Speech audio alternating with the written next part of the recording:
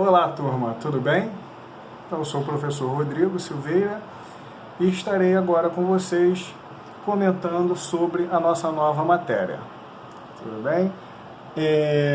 Então, para que nós possamos entrar agora no nosso novo material, nós vamos fazer um breve resumo da aula passada, que foi sobre ponderações em ressonância magnética. Então, para que a gente possa entender a matéria futura, é importante que a gente relembre um pouquinho da matéria anterior. Então, na matéria anterior, nós começamos falando sobre a magnetização longitudinal. Essa magnetização longitudinal, ela começa justamente aqui, ó, no eixo Z, onde os átomos vão fazer os movimentos de spin e precessão ao mesmo tempo. Então, quando tem um pulso de radiofrequência, esse eixo Z, ele vai ter esse pulso de radiofrequência e vai cair para um ângulo de 90 graus. E aí nós chamamos de magnetização longitudinal.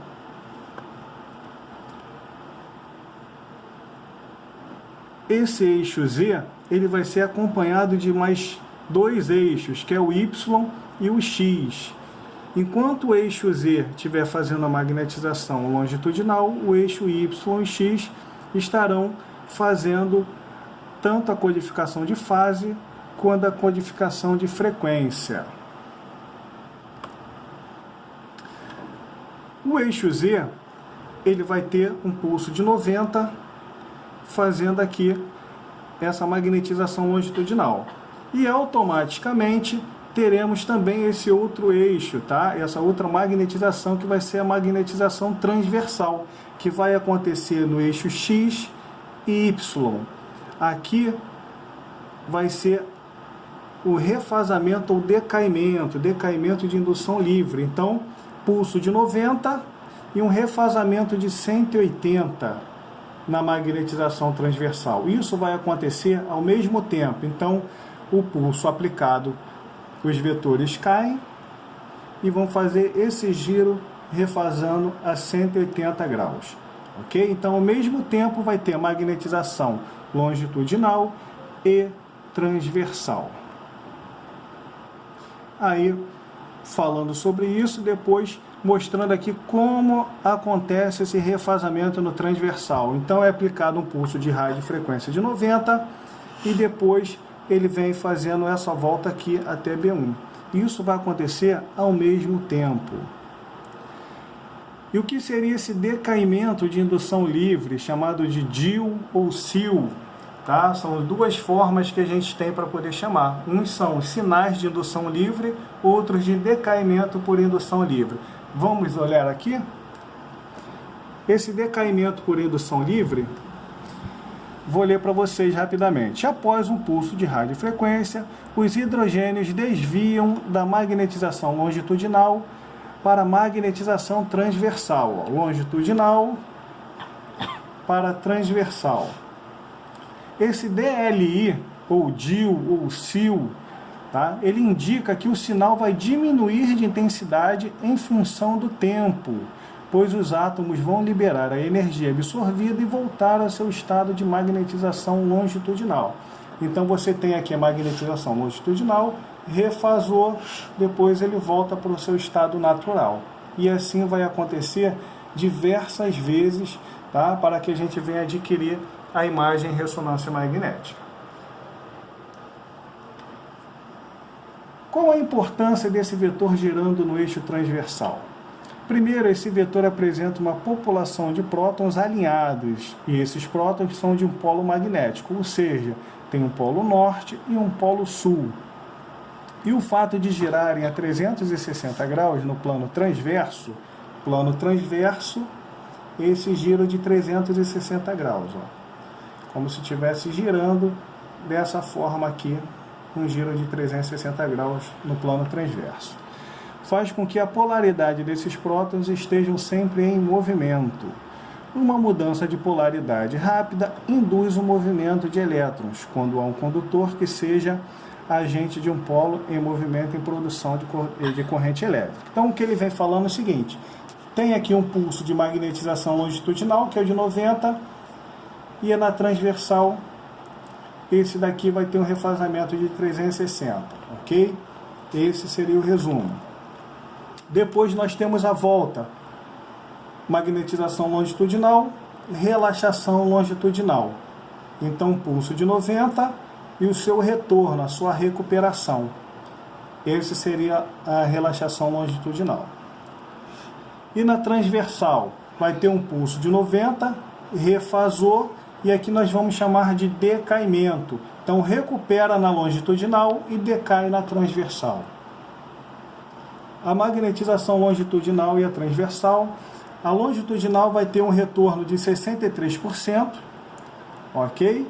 E na transversal, um retorno de 37%. Quando há esse retorno, tanto da longitudinal quanto da transversal, aí a gente começa a adquirir os valores de T1 e T2. E também de dp, densidade de prótons. Elas vão acontecer de forma simultânea. Aqui mostrando mais uma vez as recuperações.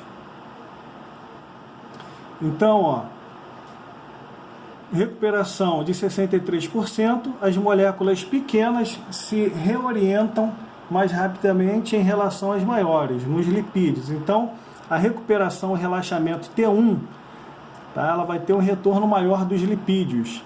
E no relaxamento, a recuperação T2, ela vai ficar responsável pelo retorno das moléculas de hidrogênio, tá, ou seja, da água. Então, T1 lipídio, T2 água. E assim vão surgindo as ponderações. Tudo bem?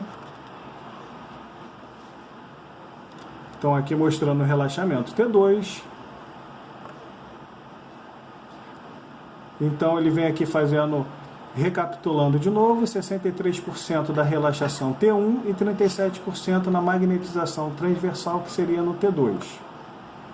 Tempo de repetição, nós vimos que é um pulso de 90 até o próximo pulso de 90. Então é o desfecho. Quando a gente tem um pulso de 90 até um próximo pulso de 90, a gente tem o nosso TR, o nosso tempo de repetição, que ele vai ser feito em milissegundos.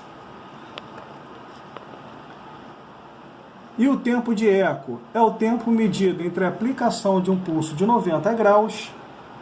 Em seguida nós vamos ter aquele refasamento, que vai ser o pulso de 180, vai ter um sinal de eco, e aí nós fechamos o tempo de eco. Então, um pulso de 90, um pulso de 180 e um sinal de amplitude máxima, que era o eco induzido.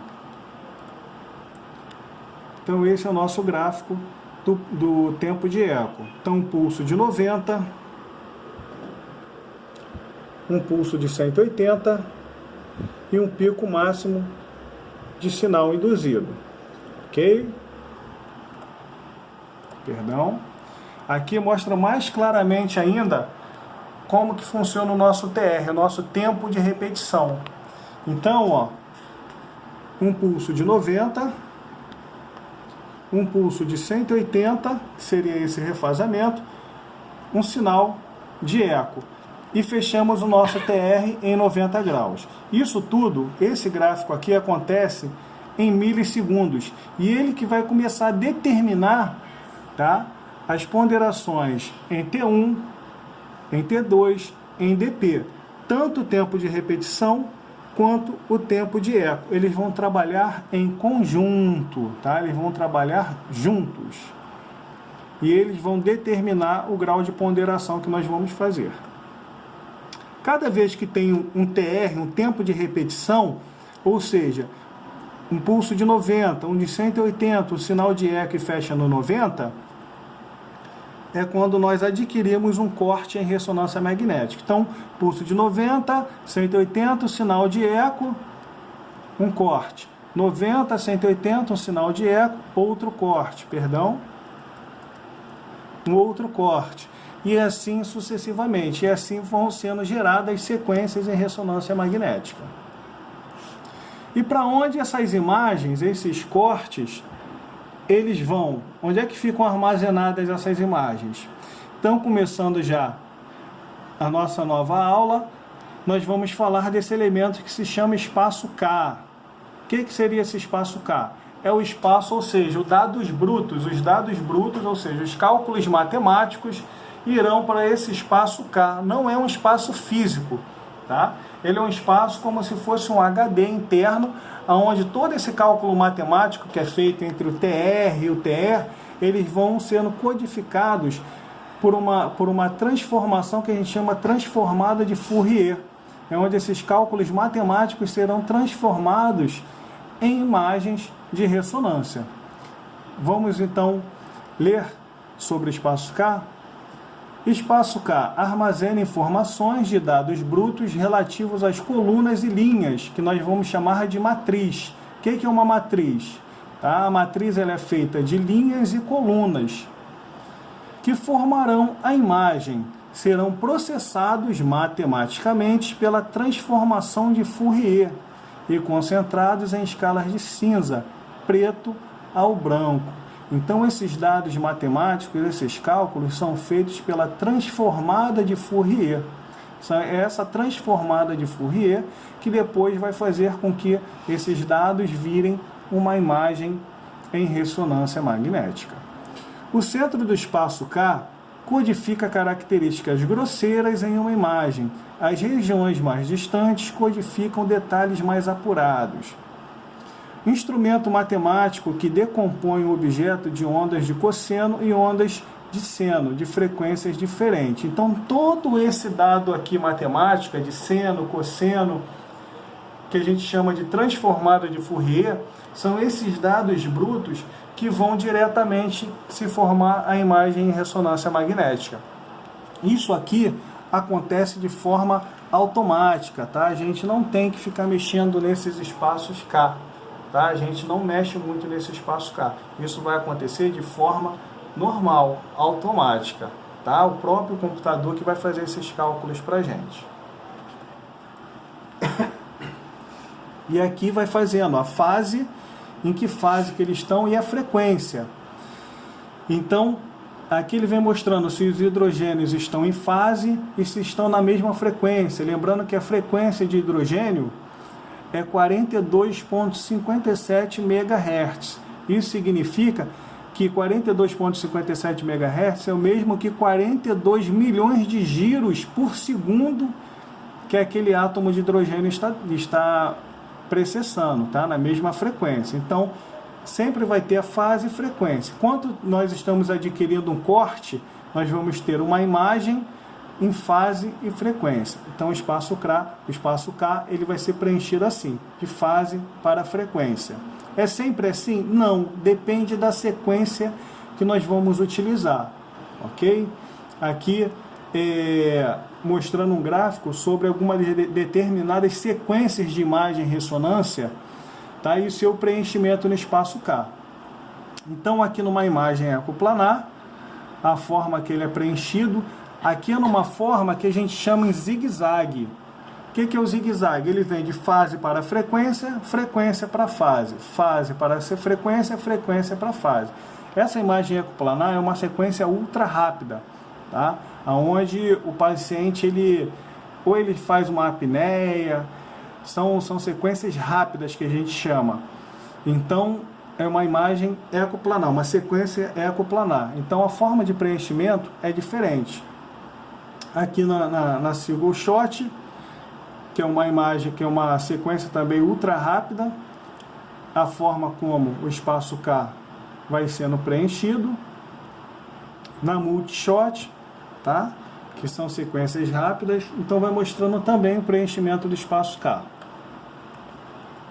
E através do TR-TR, foi o que a gente falou na aula passada, é onde esse TR-TR, TR-TE, a gente vai tendo as ponderações. Então, uma imagem ponderada em T1, quais são as características? Ele vai ter um TR curto, baixo o quê? No seu milissegundo, e um TE baixo. O que acontece quando tem TR e um TE baixo? Líquido fica escuro. T2, quando ele tem um TR, um tempo de repetição, que é aquele 90, 180, sinal de eco e fecha no 90. Quando tem esse gráficozinho, se isso acontecer em mais que 1.500 milissegundos e um tempo de eco alto, nós vamos falar que o líquido vai ficar claro, com hipersinal. Hipersinal, ausência de sinal. E no DP? O DP você vai inibir os dois. TR alto e TE curto, você inibe tanto o líquido quanto a gordura.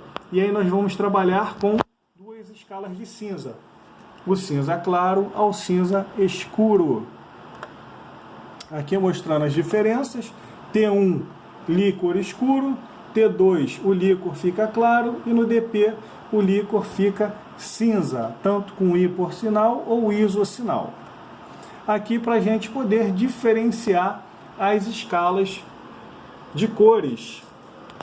Então aqui, quando nós temos o escuro numa imagem, escuro, nós falamos que é ausência de sinal. Hipointenso, hipointenso, cinza escuro. Isointenso, cinza claro. E hiperintenso, uma imagem totalmente branca, ok? Aqui mostrando as diferenças, como se comporta o sinal do líquor, TR baixo, TA baixo. Aqui agora nós vamos ter a gordura dando um sinal alto e a água dando um sinal baixo. Então a água com ausência de sinal. Aqui no T2, TR alto e TA alto, líquido brilha, gordura escura.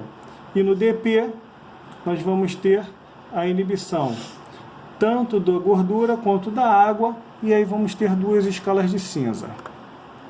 Mais uma vez mostrando aqui na nossa imagem. Então, em relação ao líquido, o TR vai ficar curto, o TE curto. No T2, TR longo, TE longo, líquido claro.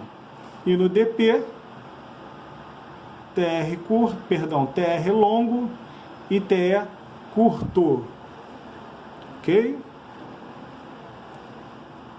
Aqui mostrando a diferença das imagens, T1 e T2. Vocês podem analisar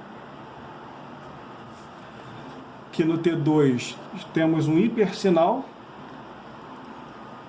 nos ventrículos e no T1 ausência de sinal. E aqui, partindo um pouquinho para a formação da imagem, nós vamos falar da equação de Larmor. O que significa isso, essa equação? É o quanto de precessão, quanto de qualidade nós vamos ter de campo magnético nós vamos ter em cada aparelho. Então, o aparelho, quando ele é de 1 Tesla, 1,5 Tesla, 3 Tesla, quanto maior for o seu campo magnético, maior vai ser o número de giros e melhor a captação de sinal vai ser na ressonância magnética. Então vamos analisar a equação de Larmor. A frequência com que os prótons de hidrogênio precessiona depende da razão giromagnética, do campo magnético a que ele é submetido, e nós temos essa fórmula, onde W é a frequência de precessão, B0 é o campo magnético e o Y é a razão giromagnética, a constante, né, daquela molécula de hidrogênio. Então, do hidrogênio, nós vimos que nós temos vários átomos, porém, o principal para a ressonância é o hidrogênio. Então, ele tem uma frequência, né? Então, aquela frequência específica para poder fazer a captação da imagem, que é de 42,57 MHz, ou seja, ele vem falando que vai ter 42 milhões de giros por segundo. E assim a gente vai definindo o campo magnético e a capacidade de cada aparelho. Como assim? Um aparelho de 1,5 Tesla, qual vai ser a frequência de precessão dele nessa equação? Então é só a gente pegar, só um momento, ó, 1,5 Tesla multiplicado por 42,57 MHz. Significa que ele vai conseguir uma frequência de 63 milhões de giros por segundo daquele átomo de hidrogênio. Ou seja, o campo magnético vai ser muito maior e, consequentemente, aquela qualidade da imagem vai ser muito melhor. Quanto maior o campo, melhor a qualidade da imagem. Por quê? Porque maior vai ser o giro das moléculas de hidrogênio. Então, se nós temos 1 Tesla, significa que vai ter 42 milhões de giros de hidrogênio. 1,5 Tesla já passou para 63 milhões. Olha o campo baixo, que a gente considera um campo baixo, ó, de meio Tesla. A frequência aqui, ó, de precessão dos átomos de hidrogênio já foi para 21 milhões. Então é por isso que ele é considerado um baixo campo. Então, quanto maior for a capacidade do campo magnético, mais você vai conseguir esses giros do átomo de hidrogênio e melhor vai ser a frequência de precessão. Vamos falar um pouquinho sobre os campos de gradiente. O que seriam os campos de gradiente? Então vamos ler rapidamente.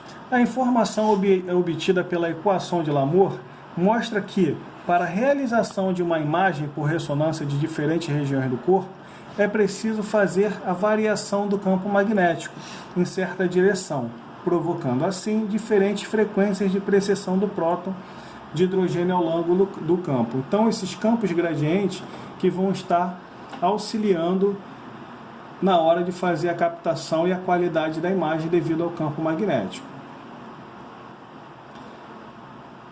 Esses campos magnéticos têm variações. E no sistema de RM, os campos de gradiente eles ocupam 3 eixos. Se lembram lá dos 3 eixos? X, Y, Z, respectivamente, horizontal, vertical e longitudinal. E vão servir para selecionar o plano e a espessura do corte. E também vai auxiliar na codificação espacial proveniente do paciente. Então eles vão ser importantes, porque enquanto um está fazendo a seleção do corte, o outro vai estar na codificação de fase e o outro na codificação de frequência. Então nós vamos trabalhar através dos campos de gradiente com os 3 planos do nosso corpo. Cada um vai ficar responsável por um plano do nosso corpo. Entendendo melhor, existem 3 tipos de planos de corte a serem definidos no momento de definição da sequência que será adotada: axial, sagital ou coronal. Cada um desses cortes está ligado a um gradiente localizado dentro do magneto. Outra coisa, não confundam bobina de gradiente, tá, com bobina de radiofrequência, bobina de corpo. A bobina de gradiente que nós estamos falando aqui é a que fica acoplada dentro do magneto. Bobina de gradiente acopla dentro do magneto. Bobinas de radiofrequência é aquela que vai no corpo do paciente. Tudo bem? Vamos aqui, vamos analisar. Então, o gradiente Z vai ser o plano horizontal, transverso ou axial. Ele vai ser responsável pela secção do corpo do corte axial. Então, aquele eixo Z, ou gradiente Z, vai ser responsável pelo corte axial. No gradiente X, ele vai ser responsável pelo corte sagital. E no gradiente Y, ele vai ser responsável pelo plano do corte coronal. Ok? Então, cada bobina gradiente dessa vai ser responsável pelo plano de corte do nosso corpo. Tá? Então, vamos ver de novo.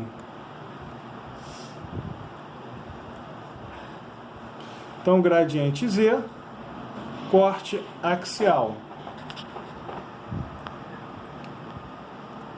X, sagital. E Y, coronal. Então, aqui mostrando o isocentro, que os campos de gradiente são campos magnéticos que apresentam variações lineares. No equipamento de RM, os gradientes atuam a partir do isocentro. Ok? O que seria esse isocentro? Ele vai mudando uma direção e diminuindo também, aumentando e diminuindo e mudando de direção. No isocentro magnético, o campo magnético local será equivalente a B0. Então, o isocentro ele vem falando sobre o B0, que seria ali o centro do campo magnético.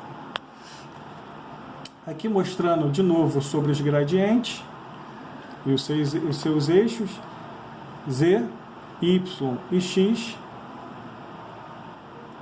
E aqui dentro da bobina mostrando como funcionam esses cortes. Então, bobina Y fazendo o corte coronal, o Z axial e o X sagital. Vamos analisar as bobinas de acordo com o corte do paciente. Tentem identificar mediante os planos do corpo do paciente. E o que seria a relação sinal-ruído? O que estaria associado com a relação sinal-ruído? Então, quanto maior a relação sinal-ruído, melhor a qualidade da imagem. Então, relação sinal-ruído, RSR, significa a qualidade da imagem. Quanto maior a relação sinal-ruído, melhor a qualidade da imagem. Vamos analisar aqui. Em ressonância magnética, a qualidade da imagem pode ser medida pela relação sinal-ruído. A relação sinal-ruído mede em termos qualitativos o sinal puro de RM. Quanto maior o seu valor, menor será a influência dos fatores que contribuem para a degradação da imagem. Então, olha o que ele falou. Quanto maior o seu valor, menor será a influência dos valores que contribuem para a degradação. Foi o que eu falei para vocês. Quanto maior o sinal ruído, quanto maior a relação sinal-ruído, melhor a qualidade da imagem e menor a degradação, ou seja, menor o ruído, menor a qualidade dele, tá? Então, relação sinal-ruído grande, qualidade de sinal boa também. E assim a gente vai utilizando, ok? Então, relação sinal-ruído, ela é importantíssima para a qualidade da imagem. E quais são os principais fatores que afetam essa relação sinal-ruído? Então, quanto maior o campo magnético principal de sistema de ressonância, maior será a quantidade de núcleos. Foi o que a gente falou. Um campo de 1,5 Tesla, de 3 Tesla, maior será a quantidade daqueles núcleos de hidrogênio. Tá? E quanto maior os núcleos, melhor a relação sinal-ruído. Tá? Então, num campo de 3 Tesla, a gente tem 127 milhões de prótons de hidrogênio fazendo seus giros ali em precessão. Então, isso é bom para a gente, isso é bom. Então, a qualidade de relação sinal-ruído, ele vem falando justamente isso. Quanto maior o campo magnético principal de um sistema de ressonância, maior será a quantidade de núcleos de hidrogênio que se alinharão com o campo.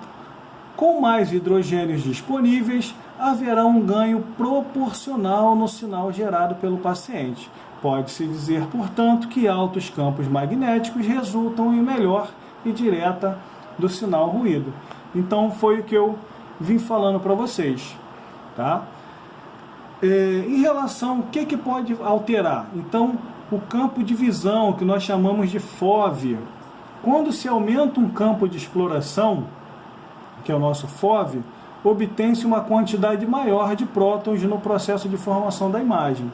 Consequentemente, há um aumento de sinal, desde que os demais parâmetros não sofram alteração. O FOV é a sua área de visão. O FOV pode ser regular ou irregular. Então, temos que tomar cuidado com o FOV, porque ele é o nosso campo de visão, é o quanto de exploração dos átomos de hidrogênio que a gente vai estar captando. Estou mostrando aqui um FOV quadrado e o que seria um FOV irregular. Outra coisa, outro fator que pode influenciar também na relação sinal-ruído ou na qualidade da imagem é a espessura do corte. A espessura de corte também tem relação com a qualidade de prótons, que contribui com o sinal. Quanto maior a espessura do corte, maior será o sinal da ressonância. Espessura do corte, em estruturas pequenas usamos cortes finos. Em estruturas maiores, usamos cortes mais grosseiros. Quanto maior a espessura, maior a relação sinal-ruído. Então ele vem falando para vocês que em relação a essas duas imagens, essa espessura de corte vai ter uma qualidade de imagem maior. Mas qual é o problema disso? Que às vezes, quando a espessura de corte é maior, às vezes você não consegue detectar determinadas patologias. Então tem o seu perde e ganha. Mas em relação à relação sinal-ruído, a espessura de corte desse vai ter uma qualidade de imagem maior do que dessa outra foto aqui, ok? E para nós finalizarmos, vamos falar do número de excitação. O que seria esse número de excitação? Vamos ver rapidamente. Na formação da imagem por RM, é possível excitar, excitar o quê? Os átomos de hidrogênio mais de uma vez no mesmo tecido e obter múltiplas respostas desta região. Quanto maior for o número de excitação, melhor será a relação sinal-ruído. Ou seja, ele vem falando para você que quanto mais NEX, ou seja, mais número de excitação você colocar, melhor vai ser a sua qualidade de imagem. Pô, beleza, então eu vou fazer sempre uma imagem de ressonância aumentando o meu número de NEX, de número de excitação. Nem sempre. Por quê? Porque também quando você tem um número de NEX elevado, você vai ter um prejuízo também aonde? No tempo de exame. Na ressonância, sempre trabalhamos com perde e ganha. Ganhamos de um lado, perdemos de outro. O NEX é assim. Quanto mais número de excitação, melhor a qualidade da sua imagem. Porém, seu tempo de exame vai aumentar também. Vamos ver. Enquanto, olha só, quando você aplica